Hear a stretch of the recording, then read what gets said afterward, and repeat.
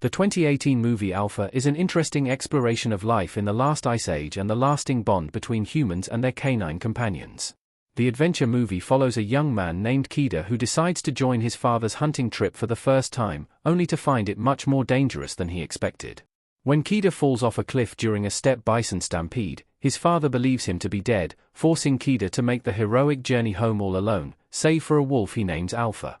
Despite receiving positive reviews, Alpha never garnered too much attention upon its release 7 years ago. Now, Alpha is one of the most visually impressive movies on Netflix and is finding new popularity. The movie showcases both sweeping visuals and close-up emotional shots, but one of the most impressive parts of the movie is actually one that audiences cannot see. Throughout the film, subtitles are provided for the character's unknown language, which may sound convincing but is actually entirely made up for Alpha. A fictional language was created for 2018's Alpha movie. A linguistic anthropologist created the language. The language that is being spoken in Alpha is actually a completely fictional language that was created for the film.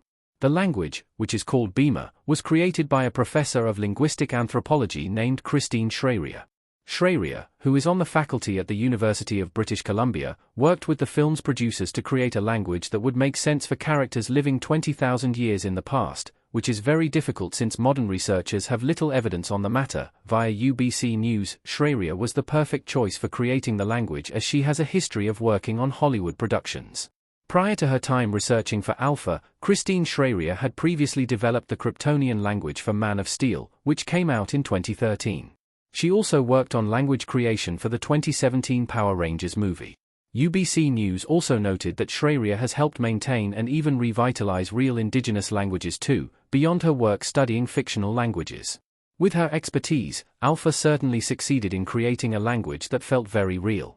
The inspiration behind Alpha's Bima language explained. Bima was inspired by other proto-languages.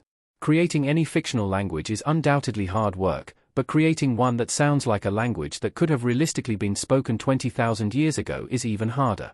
When taking inspiration for Alpha's language, Schreier noted that it is impossible to know for sure what language was like so long ago, because we don't have fossils of language, but through research she created an estimate. The academic told UBC News that she researched the estimated languages Proto-Nostratic, Proto-Eurasiatic, and Proto-Dean-Caucasian. Schreier explained that the process was about taking related languages and estimating them back in time. Using inspiration from known estimated languages, Schreier filled Bima out and made it sound more realistic by creating language patterns that would be identifiable both to the actors while saying their lines and to audiences who would come to understand the flow of the language as the movie progresses. Creating a fictional language from thousands of years ago takes time, patience, and thoroughness, but Alpha's language proves that the commitment was worth it.